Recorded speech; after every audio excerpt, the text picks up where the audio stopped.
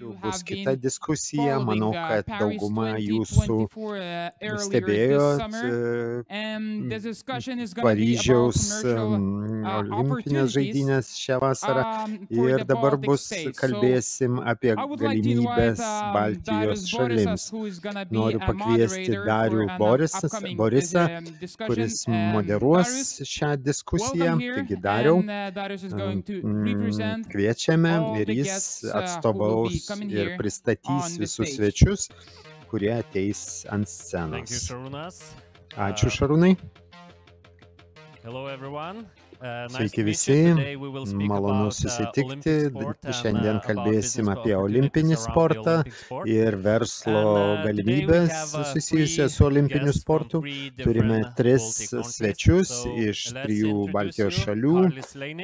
Pristatysiu, tai Karlis Leiniks, yra Latvijos Respublikos švietimo ir mokslo ministro patarėjas sporto klausimais. Taigi, Karli, labas.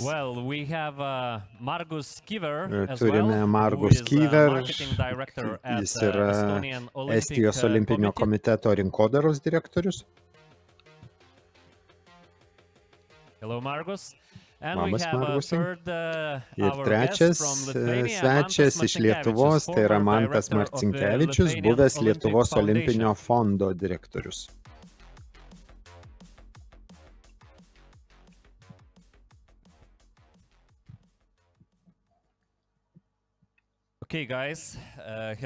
Sveiki, tikrai malonu jūs visus turėti čia. Pirmas klausimas, kaip jaučiatės dėl jūsų šalių pasirodymą Paryžiuje bendrai? Kas pradeda? Karis drąsiausias. Jeigu pradėsiu, tada ir tęsiu. Manau, kad tai buvo fantastiškas pasirodymas Lietuvos komandos šių metų olimpinėse žaidynėse, nepaisant visų turbulencijų ir permainų finansavimo sistemoje olimpinėme komitete vykusios per praėjusius metus. Ir manau, kad geopolitinė situacija galbūt paveikė rezultatus taip pat, bet bendrai manau, kad tai buvo labai geras pasirodymas tokiai mažai šaliai kaip Lietuva. 4 medaliai Paryžiuje. Istorijos nuomonė. Jokių medalių.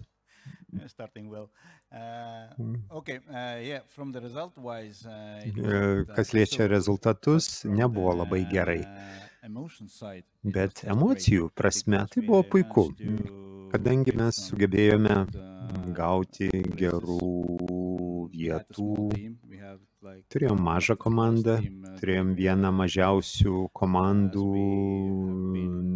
nuo tada, kai dalyvaujam olimpiadose kaip nepriklausoma šalis, 25 žmonės, tai nedaug, bet sugebėjome gauti tiek daug gerų emocijų, tiek ten vietoje, tiek Estijoje. Taigi šituo požiūriu buvo gerai, taip, trūko medalių, bet aš per daug nesijaudinu dėl to.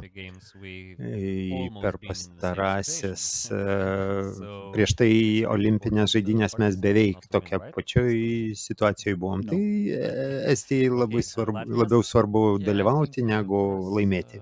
O Latvija, taigi mūsų pasirodymas buvo puikus, aš sutinku, kad buvo emocijos. Man sakyčiau, kad ankstesnės žaidynės suteikė vilčių ir galiausiai mūsų krepšinio rinktinė nepateko ir tai sukėlė tokių negerų jausmų. Bet šiaip Paryžius buvo puikus ir mačiau, kad mūsų pasirodymas buvo geras, nors tauta negavo medalių, bet mes džiaugiamės ir žaidynės buvo puikias. Aišku, turėjom puikią galimybę su nacionalinė komanda, bet pralaimėjome paskutinės rungtynės Brazilijai. Ir mes istoriškai tai buvo mažiausia komanda. Jeigu būtų krepšinis, būtų didžiausia. Tai jūsų 3-3 komanda dalyvavo ir buvo malonu jas žiūrėti. Ypač paskutinės rungtynės, ne? Taigi, atrodo, kad nepaisant rezultatų, olimpinės žaidynės buvo puikios. Taigi, pradėkim kalbėti apie verslą, apie reikalus. Pažiūrėkim, koks status quo. Matėm, kad olimpiada yra puikiai scena visam pasaulyje, sportui visam pasaulyje. Ir jūs minėjot, kad rezultatai ne pirmas dalykas, svarbiausia emocijos ir žmonės. Norėčiau dabar pasigilinti į biudžetus tokių šalių kaip Didžioji Britanija, Kanada ir kitos. Ir pastebėjau, kad pajamos iš sponsorystės tai sudaro pusę biudžeto. Tai visais atvejais gaunama iš rėmėjų. Tai gal galit daugiau papasakoti, kokia situacija yra čia Baltijos šalyse? Jeigu galiu, Lietuvos atveju buvo nelabai gerai sužaista šiais metais. Sakyčiau, kadangi olimpiada vyko Lietuvoje, arti Lietuvos, ta pati laiko zona, ne Japonija, ne Jungtinės valstijos, bet mes nepasinaudojom jokių naudų, negavom tokių rėmimo sutarčių olimpiniam komitetui. Tas labai keista. Ir nors ten nebedirbu, bet mane tai labai liūdina. Net jokių aktyvacijų susijusių su olimpinėmis žaidynėmis. Buvo kažkas Vilniuje, bet tai buvo mažiau negu olimpinės dienos renginiai, kurie vyksta kasmet. Taigi iš viso bendras indėlis rėmėjų olimpinio komiteto biudžete buvo mažiau negu 5% viso biudžeto ir tai netgi mažiau negu prieš kelis metus anksčiau. O aš primenu, kad šie metai buvo olimpiniai. Estijoje turime biudžetą apie 50 milijonų, ne iš sponsorių. Tai tiesiog komiteto biudžetas. Ir kai kurie apie 700 tūkstančių iš rėmėjų ateina. Tai irgi apie 5%. Mes turime 8 rėmėjus ir suprantu, kad tai kažkiek skiriasi nuo Lietuvos, kadangi mes turime sutartis su 4 metų laikotarpiui ir mes neieškom kažkokių naujų ar specialių rėmėjų olimpiadai. Tai tie patys rėmėjai ir žiemos, ir vasaros žaidynėms, ir olimpinės žaidynės vyksta, ir olimpiniai festivaliai, kur mes siunčiam savo komandas. Tai iš esmės tokia yra situacija. Ir šiuo metu taip, mes atviri esam ir ieškom naujų rėmėjų kitiems 4 metams ir mes juos reikėtų sudėlioti skirtingus krepšelius. Yra rėmėjų, kurie pradės remti nuo 26 metų, kiti 24. Ir tai taip gerai, kad ne visi rėmėjai yra tame pačiame lange, bet vėlgi tai nėra pagrindinis tikslas gauti mums daug rėmėjų olimpiniam komitetui. Mums svarbu gauti daugiau pinigų iš privataus sektoriaus Estijos sportui apskritai. Ir mes tai darome, kad tai tampa labiau matoma Estijoje. Ir tai pagrindinis tikslas. O Latvijai? Aš formaliai dirbau nacionaliniam olimpiniam komitete, aš sutikčiau su Estija, kad matomumas yra svarbu. Tai olimpinis ciklas nesibaigianti istorija. 2 metai ir pavyzdžiui, jeigu nacionalinė krepšinio komanda būtų patekusi, tai būtų didelė istorija, mes galbūt būtume gavę papildomą finansavimą iš privataus sektoriaus, bet dabar ledo ritulio komanda papuolė į Milano Cortiną ir tai nesibaigianti istorija. Ir tai yra toks rimtas reikalas gauti rėmimą iš privataus sektoriaus olimpiniai komandai kaip produktui. Ir tai nėra naudinga, kad mes turime įvairius apribojimus, kas liečia olimpinio komiteto partnerius. Tai jie galbūt pasiruošę jau jungtis, bet tarp Baltijos šalių neturim alijanso. Lietuvoje turim, bet Latvijoje neturim ir galiausiai daug komplikacijų ir sunku pritraukti papildomą finansavimą iš privataus sektoriaus, bet ta pati istorija, mes bandom pritraukti naujus rėmėjus ir tai susiję su privačiais santykiais. Taigi, kokia proporcija Latvijos komiteto biudžete? Tai mes taip pat keičiame vyriausybinę paramą į labiau nuo daugiau prie mažiau, bet manau, šiais metais tai iš viso buvo nuo 600 iki 700 tūkstančių iš privataus sektoriaus. Bet tai ne tik tai yra bendradarbiavimas, bet ne tik sumokama, bet tai yra ir sutartis. Taigi jūsų biudžetas apie 12 milijonų, tai irgi apie 5%.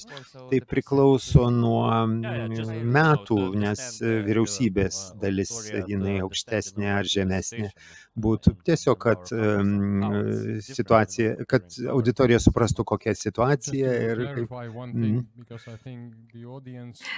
Tik norėčiau kai ką paaiškinti, nes manau, kad auditorija to nežino ir reikia šiek tiek daugiau paaiškinimo apie Tarptautinio olimpinio komiteto programą.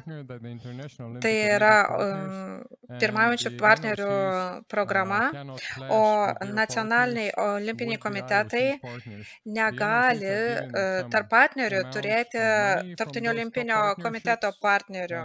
Iš tų partnerysčių to, kas skiria tam tikrų lėšų NOK-ui, bet vietoje jūs negalite pasinaudoti tomis kategorijomis, kaip, pavyzdžiui, PNG, tai yra tūkstančiai produktų, dėl kurių negalite kreiptis, pavyzdžiui, į galimus rėmėjus, kaip nacionalinis olimpinis komitetas. Taip, jūs galite bendradarbiauti su top partneriais, bet Lietuvoje, kai bandžiau tai daryti, jų centriniai ofisai yra įsteigti ne Lietuvoje ir sunku bendradarbiauti, bet tiems, kam pavyksta, jie tikrai pasiekia gerų rezultatų, nes jie gauna naudos iš to.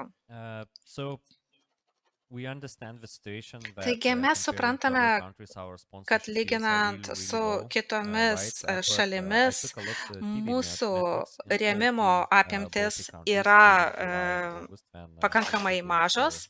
Pažiūrėjau televizijos aktyvumą per olimpinės žaidynes ir rugpjūtį. Labiausiai žiūrima laida buvo olimpinės žaidynės. Latvijos kanalas, kuris transliavo olimpinės žaidynės LTV 7, padvigubino arba patrigubino žiūrovų skaičių. Ir Paryžiaus olimpinės buvo viena labiausiai žiūrimų laidų. Taigi 9 iš 10 laidų buvo sporto laidos. Panašu, kad žmonėms patinka sportas, ypač vasarą, kai per televiziją nerodoma labai daug sezoninių laidų ir žmonės kas tikrai nori pirkti tą produktą, bet yra problema, kad vietos verslas neinvestuoja į nacionalinius olimpinius komitetus ir nemato tai kaip galimybės augti. Na, Latvijoje viskas gan paprasta. Valstybinė televizija nori turėti LTV7 teisės, bet yra komercinių apribojimų. Ir kaip olimpinis komitetas, net jeigu galite rodyti olimpinės varžybas Latvijoje, jūs nieko negalite daryti. Jūs netgi negalite prašyti potencialių partnerių bendradarbiauti su jumis, nes neturite jokių teisių pagal įstatymą. Jūs neturite teisių reklamuoti savo partnerio. Vienintelis dalykas, kurį galite daryti, yra kažką daryti fanų zonoje. Bet, pavyzdžiui, mintis buvo tokia, jeigu nacionalinė krepšinio komanda patektų, būtų fanų zona, kur jau galima panaudoti rėmėjus, bet per televiziją negali reklamuoti, kadangi tai yra draudžiama pagal įstatymą. Ir valstybė nori turėti teises, bet visiškai atkerta nuo to privatų sektorių. Ir visa tai grindžiama televizijos transliacijos teisėmis. Na, tiesiog galimybė yra iššvaistoma. Laimiai, Estijoje kompanija, kuri turi teisę transliuoti olimpinės varžybas, tai yra privati kompanija ir iš jų girdėjau, kad jie labai džiaugiasi rezultatais. Tiek kalbant apie žiūrovų skaičių, tiek apie finansinius rodiklius. Problema galbūt yra štai kokia. Jie taip pat skyrė transliacijos laiką kompanijoms, kurios jau remia mūsų komitetą. Ir, na, galbūt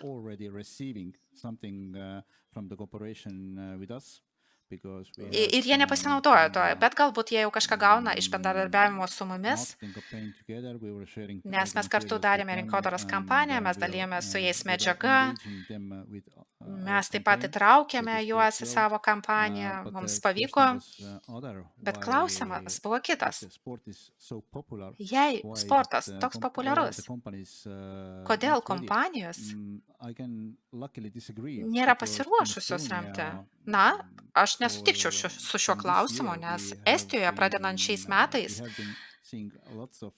stebime labai didelį aktyvumą iš bankų pusės, iš Estijos bankų pusės ir jie bendradarbiauja su įvairiomis sporto organizacijomis.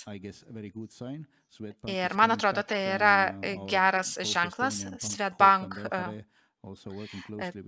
ir kiti Estijos bankai taip pat glaudžiai bendradarbiauja su sporto organizacijomis ir įdeda lėšų į sportą ir tai jau yra puiku.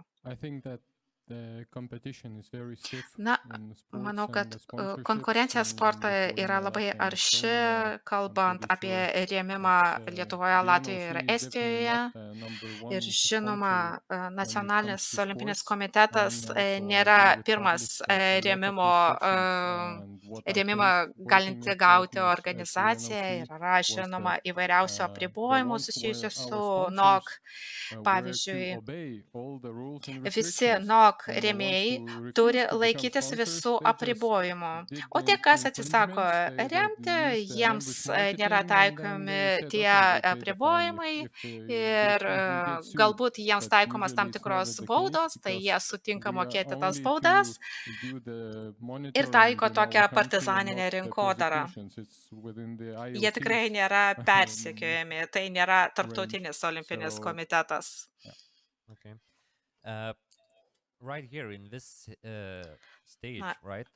Čia šioje scenoje Maksims, Virslyga prezidentas, pasidalijo įdomia mintimi sukurti Baltijos šalių futbolo lygą dėl rinkos dydžio. Ir jis pasakė, kad kiekviena iš mūsų šalių rinkų yra per maža kad sugeneruotų didelį pelną ir apyvartą. Galbūt tai yra variantas pamėginti parduoti save ne tik vietinėms kompanijoms, bet ir Europos kompanijoms ir parduoti save kaip Baltijos regioną, kuriame bendradarbiauja visi trys nokai. Taip, mes turėjo bendrų projektų, aš, Karlis, Markusas, ir tai buvo sėkmingi projektai, bet jie buvo labai smulkus. Aš manau, kad mums reikėtų pasvarstyti šią idėją, nes ji tikrai gali sulaukti sėkmės, bet tai padaryti tikrai nelengva. Na, tokiu atveju mums reikėtų kompanijos, kurie veiktų visose trijose Baltijos šalyse. Swedbank, Microsoft arba Apple, nesvarbu, yra daug didelių kompanijų, kurios gali tai daryti. Bet kitas dalykas, kurį paminėjote, galbūt mes galime susiburti ir kreiptis į Europą. Taigi, tai taip pat yra galimybė, bet jeigu turėsime kompaniją, vietinę kompaniją, kuri, pavyzdžiui, yra Lietuvoje, Latvijoje ar Estijoje, tai turi būti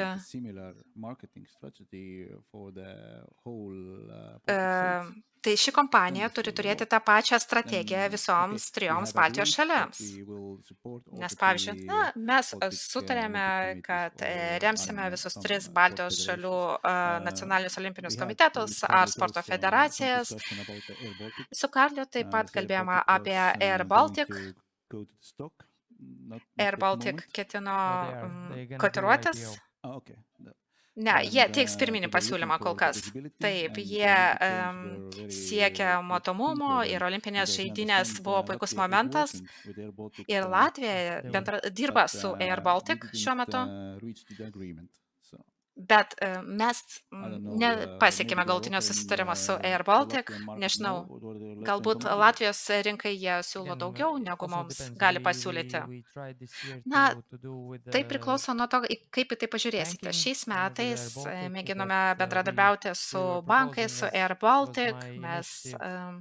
Mano iniciatyva siūlėme štai ką. Jų centriniai ofisai yra Rygoje ir aš priėjau, pasakiau, kad galime atstovauti visas tris Baltijos šalis, bet susitarimas nebuvo susiektas Paryžiaus žaidynėms, bet galbūt Milano Cortina, galbūt po 1,5 metų viskas gali įvykti. Bet laiko yra labai nedaug, kad tai pasiektume.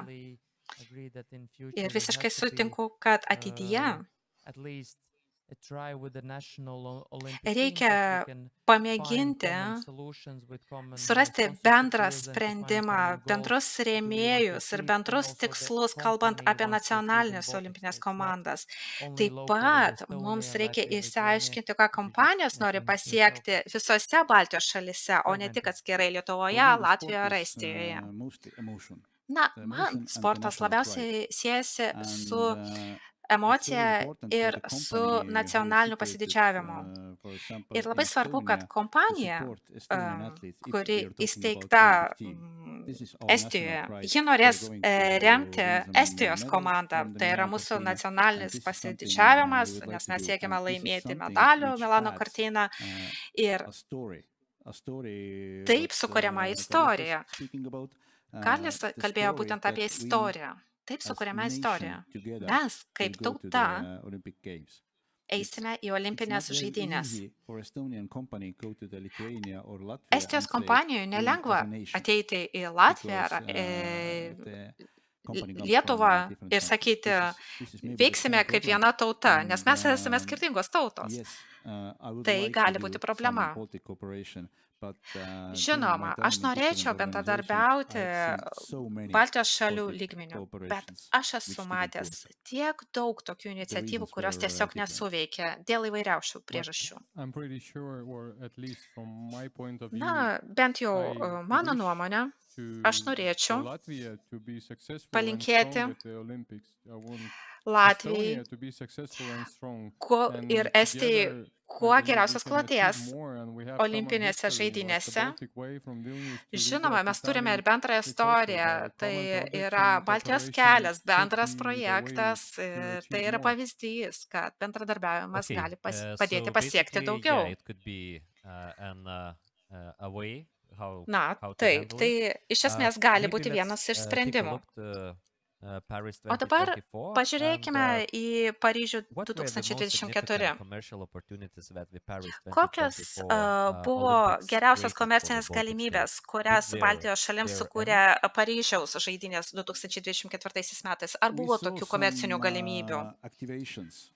Na, mes matėme tam tikrą aktyvumą iš Tarptautinio olimpinio komiteto rėmėjų. MG kažką darė visose trijose šalyse. Buvo tam tikrų susirūpinimo momentų iš kompanijos dėl karo Ukrainoje, bet jie aktyviai veikia Baltijos šalyse. Kaip suprantu, Samsung taip pat kažką čia darė. Ir tai yra tai, iš ko gavo papildomų lėšų Olimpinis komitetas ir nacionalinis komandas. Kaip minėjau, Estijoje mes nesiūlėme kažkokių ypatingų rėmėjų olimpinėms komandoms ar komitetui. Ar buvo užklausų dėl konkrečių partnerysčių ir rėmėjų? Ne, užklausų yra buvę anksčiau. Ir kai tik pradėjome naudoti lėšas, jos baigėsi. Bet galbūt galėtumėte paaiškinti daugiau, juk turime rinkodaros vadovų, kurie norėtų sužinoti šiek tiek daugiau. Kokiais būdais Baltijos šalių verslas galėtų gauti naudos iš didesnio matomumo per žaidynes? Na, kaip ir minėjau, jei jie turi produktą, jei jie turi kažką, ką nori parduoti Europoje, aš manau, kad olimpinės žaidynės yra puikiai platforma tam produktui parodyti. Bet tai reiškia, kad kompanija ir olimpinis komitetas turės sukurti labai stiprią strategiją, kaip tapti matomiems olimpinėse žaidynėse. Atvykę į Paryžių mes pamatėme tiek rinkodaros iš Tarptautinio olimpinio komiteto, žaidynių partnerių, nacionalinių komandų partnerių ir norint pasiekti matomumą ten, reikia įveikti didžiulius iššūkius, bet tai yra įmanoma. Taigi, pagrindiniai partneriai TOK Lietuvoje ir kaip paminėta tai buvo ir Allianz tame tarpe, iš to, ką aš mačiau. Bet vienas dalykas, kad dauguma NOK visai sėkmingai Europoje pasirodė, kai kurie ne taip. Tai buvo nacionaliniai olimpinių komitetų namai. Tai gera galimybė, kadangi tai Europa, ta pati laiko zona ir mes turėjome Lietuvos prodiuserių, kurie buvo Paryžiuje jau ir vyriausybės atstovai, užsienio reikalų ministerijos, ambasados labai buvo suinteresuotos dirbti su šitais projektais. Turiu skirtingų duomenų iš nacionalinių komitetų, kai kurie iš jų gavo naudos, kai kurie mažiau, bet bendrai tai buvo naudingas projektas apie žinomumą, apie šalies žinomumą. Tai rodė ne tik nacionalinę komandą, bet produktus, prekes ir paslaugas, tiesiog reklamuoti šalį Paryžiuje. Ir manau, kad ir priešingai irgi taip pat, kad Tarptautinis olimpinis komitetas yra puikiai platforma šalims parodyti tai. Ir į kitą kryptimį tas vyksta, kai jeigu TOK mano, kad tai yra tikrai geras dalykas ir verta parodyti, tai ir didelės kompanijos norės investuoti, rodyti save. Ir galiausiai reikia tikėti, kad tai yra gera platforma pasirodyti. Nes jeigu nacionaliniu lygmeniu, lokaliai, tai netiki, tai ir nesupras. O jeigu tiki, tada jie pasiruošę pirkti tą istoriją, tai galiausiai jie investuos pinigus. Nėra taip paprasta parodyti visą tai, bet reikia to tikėti, kadangi aš tikiu, kad tai puikiai galimybė parodyti. Mes turbūt turėjome didelį projektą, tai yra olimpiniai namai arba olimpinių namų kaimelis ir ten vaikšto tūkstančiai žmonių, kur gali parodyti kaip savo idėjas apie Lietuvą, Latviją, Estiją. Ir tai mums tai nepavyko, turi parodyti, tuo tiki arba ne, bet kur galimybės vietiniams verslams būti atstovaujamais ten. Tai ne tai, kad vien tik tai Olimpinis komitetas nori parodyti tautą, tai turi eiti ir iš vyriausybės. Pavyzdžiui, Estija yra puikus pavyzdys, kur Olimpinis komitetas NVO dirba kartu su ministerija.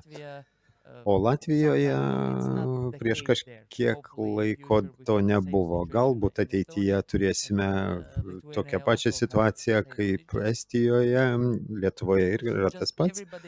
Tiesiog visi turi kiekvienas savo situaciją. Dėl olimpiados geras pavyzdys, nes jeigu kalbam apie Baltijos kooperaciją, Baltijos šalių, tai čia iš tikrųjų mes galėtume padaryti kažką daugiau. Ir čia galim įmonę, kompanija, kuri veikia visose 3 šalyse ir taip mes galim pristatyti produktą, paslaugą, kas bebūtų, žmonėms žaidynėse. Nes žaidynių metu yra daug galimybių, bet taip pat ir daug apribojimų. Tai reiškia, kad jeigu turim olimpinę uniformą, jeigu sportininkai užsidėję savo sportinę aprangą, tai buvo galimybė tik tai, kad Estijos gali būti gamintojai arba Nike, kurie rėmėjai. Mes nieko daugiau negalim parodyti. Tai Nike turėtų mokėti, taip, Nike ir moko, jie mūsų partneriai. Bet jeigu mes darome tai su olimpiniais namais, pavyzdžiui, kaip suprantu, Austrija daro, ir ten slidinėjimo kurortai moka pinigus ir iš esmės jie pristato galimybės važiuoti slidinėti į Austriją, tai yra galimybė. Tai jeigu mes darysim bendradarbiavimą su olimpiniais namais, tai mes galėsim, jeigu turėsim kažkokius rėmėjus, kurie dirba visose 3 šalyse, tai yra variantas. Tai dar grįžtant prie klausimų, visas žaidynių poveikis buvo gan toks nedidelis ir tai galbūt tai padidino kažkiek pardavimus nacionalinių kažkokių prekės ženklų, bet šiaip pagrinde buvo pasididžiavimo tiesiog dalykas ir viskas. Manau, kad poveikis buvo iš šitos pusės geras, kaip pasakėt, žiūrimumą. Estijoje buvo vietų, kur žmonės žiūrėjo tiesioginės transliacijas kažkur atvirose vietose, fanų zonose, tūkstančiai sėdėjo, geria alų, serga už Estijos sportininkus ir tai padeda sporto matomumui ir taip galime matyti, kiek svarbus yra sportas, kiek stiprios emocijos. Tikiu, kad vienintelė sritis, vienintelis momentas, vienintelė sekundė gali pakeisti visą šalį. Pralaimi, kenti. Pralaimi, kenti. Manau, kad tai buvo per 3-3 krepšinį. Buvo laimingų veidų Lietuvoje ir nelabai laimingų Latvijoje, o galėjo būti abu laimingi. Estijoje buvo laimingų. Atsimenat 100 metrų finalą, kai buvo net ne sekundės. Ir provokacija iš mano pusės, toks klausimas šiais metais.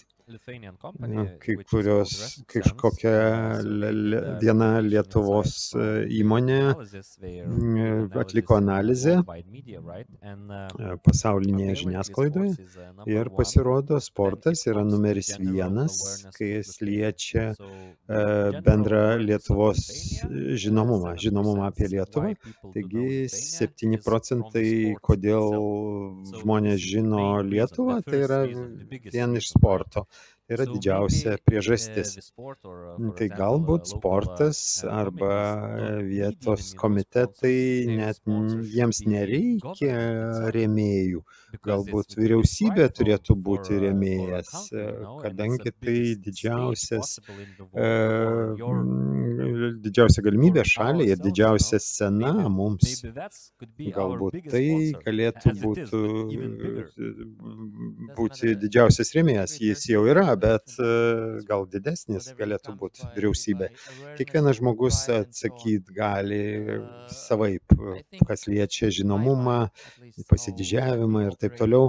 Bent jau mano nuomonė, kad turi būti balansas, pusiausvyra. Aišku, turi dalyvauti šiame procese vyriausybė, bet tai negalima sukrauti vien ant vyriausybės, nes galiausiai visi nenori, kad būtų vien tik tai vyriausybė viską sprendžia.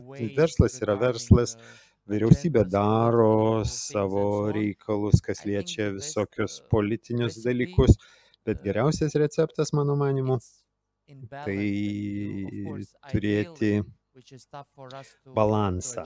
Tai idealiu atveju yra 50-50, bet manau, kad turėtų būti, kad privatus sektorius daro savo dalį ir mes tikrai galim pasiekti tuo, kad jie patikės tą istoriją ir bus pasiruošę investuoti pinigus. Ne mokėti pinigus, o investuoti. Ir visą tai mes norim pasiekti šitais aukšto meistriškumo sportais, kad grįžtų ne žinomumas, bet kad būtų impulsas visuomeniai būti aktyvesniai kasdien, kad, pavyzdžiui, aš sportuoju 4 kart per savaitę, aš labai to džiaugiuosi, bet norėčiau, kad visi vaikai mokyklose, jie daugiau sportuotų, ir taip tie suaugusiai, kurie geria alų, jie kitą dieną galėtų pasportuoti. Taigi, tai labai didelis klausimas, ar aukšto meistriškumo sportai, o tai yra olimpinės žaidynės, kad jie suteiktų impulsą ir istoriją, kad visuomenė būtų aktyvi ir taip pat leistų pinigus sportui ir mažiau gal socialiniam saugumui. Na, sveikatos ministerija ir pritartų, ir nepritartų tam. Aš manau, kad abi pusės turėtų būti įtrauktos, ir NVO, ir verslai. Esminis žodis yra investicijos. Deja, Lietuvoje, ką aš girdžiu, kad mes išleidžiam, mes iššvaistėm tiek ir tiek pinigų ant tų sportininkų ir jie neparvežė medalių. Tai ne taip reikėtų į tai žiūrėti. Jeigu tai žiūri kaip investicija ir reikia skaičiuoti ne medalius, o laimingesnė visuomenė. Laimingesnė visuomenė tai labai na, sveikesnė visuomenė. Margusai, paminėjot Slovėniją, Islandiją, tai kaip jie turi strategiją, kad jie nori pasiekti 70% visuomenės reguliariai užsiimtų sportu. Tai puiku ir tai, ką mes norim pasiekti su nacionalinė olimpinė komanda, tai kad mes galėtume sekti ir tai suteiktų galimybę pritraukti daugiau žmonių ir kad jie būtų aktyvūs. O tie aukšto meistriškumo sportininkai turėtų būti influenceriai, tai jie jau yra, ar tikrai? Lyginant su kitais influenceriais. Tai jeigu atvirai, sportininkai yra didžiausi, stipriausi influenceriai, negu kiti tie normalūs, pavadinkim. To normalumo apibrėžti negaliu, bet iš tikrųjų sportininkai jau yra produktas savo vardu ir pavardę, ką jie bedarytų šiais laikais ir jie galėtų būti dar daug didesnių produktų negu organizacija pati, klubai, kartais netgi sportas. Tai iš esmės mes kaip sportas, mes konkuruojame su muzika, su teatru, bet kuria kita veikla, mes konkuruojam dėl žmonių laisvalaikio. Tai kas liečia tiek dalyvavimą, tiek žiūrėjimą sporto. Tai kartais, kai mums reikia sportininkų kaip influencerių, tai mes, jeigu paimsim populiarų dainininką ir populiarų sportininką, tai jie, mano nuomonė, jie abu yra tiesiog linksmintojai. Ir dainininkas, jis eina į sceną 2 kartus turbūt per savaitgalį į sceną, o mūsų, pavyzdžiui, vienas sportininkas Rasmusas, jis per kelias tik tarptautinės varžybas per metus turi. Taigi tie pramogų verslo atstovai, jie labiau matomi, o manau, kad sportininkai turėtų būti labiau matomi ir tai galėtų mums padidinti sportą, taip sakant. Manau, kad rėmimai ir žinomumas apie prekės ženklą tai kyla ir sportininkai didina žinomumą prekės ženklo, kadangi jie naudoja tą prekę ir tai yra bendradarbiavimas reikalingas pasiekti tai, ką tik paminėjot. Ir dabar prieinam prie mano mėgstamiausios temos, tai yra asmeniniai prekių ženklai. Bet šiandien neturim laiko tam šiandien, gal kitais metais. Tai dar Mantas galbūt, kalbant apie influencerius, tai kitas žingsnis, kurį reikėtų žengti, tai jaunieji sportininkai, influenceriai Lietuvoje labai mažai, jeigu jų yra išvis. Ir tai yra dalis gyventojų, kurie susiduria dabar su daug trukdžių, atitraukiančių, į kuriuos juos pritraukia įvairūs ne itin geri dalykai. Taigi mums tikrai reikia, kad jauni sportininkai būtų influenceriais ir tas mums padėtų labai. Mes turim dar laiko. Tai iš esmės turim baigti, taigi ačiū labai ir turime 5 minutės galbūt klausimams iš auditorijos. Šarūnai. Dėkoju. Ar jums pavyko pasiekti sutarimą, kuri komanda pasirodė geriausiai? Baltijos šalis.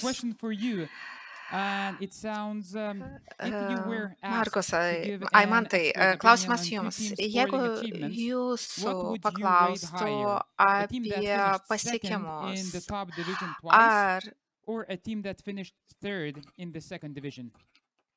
kaip vertintume, kuri komanda geresnė? 2 kartus antroje divizijoje ar 1 kartą trečioje divizijoje? Na, žinote, klausimas sudėtingas. Na, pasakyčiau, kad aukščiausia divizija, žinoma, yra aukščiausia. tuomet tai būtų geresnė komanda. Klausimas visiems, ar jūsų šalyse yra tam tikras sporto šaka, kuri pritraukia daugiau finansavimo, ar finansuojate vienodai? Yra tam tikri kriterijai, pagal kuriuos pritraukiate paramą. Žinoma, kuo geresni rezultatai, kuo didesnė sporto šaka, tuo daugiau finansavimo gauni. Paprastas atsakymas, aš manau, visi sutiks. Taip, sutinku, nes mes turime valstybės reglamentą, nes mes naudojame ir valstybės lėšas. Ir tai yra paprasta. Taigi, nėra jokių sporto šakų, kurioms teikiame pirmenybę. Pirmenybė priklauso nuo rezultatų. Jeigu tai yra populiari sporto šaka ir jeigu jūs pasiekėte gerų rezultatų, kaip pavyzdžiui Lietuvoje krepšinis, Latvijoje krepšinis ir ledo ritulys, tuomet gauni daugiau finansavimo. Na, Estijoje aš manau, kad tai atletika, kuri pritraukia daugiausia lėšų. Bet mes netikime pirmenybę kažkuriai sporto šakai. Na, Lietuvoje tai yra plaukimas, krepšinis ir atletika. Aš manau, kad tai yra labiausiai lėšas pritraukiančios sporto šakos, bet aš manau, kad tai yra panašu kaip ir jūsų šalyse. Jeigu tai yra populiari sporto šaka ir jeigu yra rezultatai, tuomet pritraukiamas lėšos. Puiku, ačiū Karlisai, Margusai, Mantai už jūsų dalyvavimą ir Dariui už diskusijos moderavimą.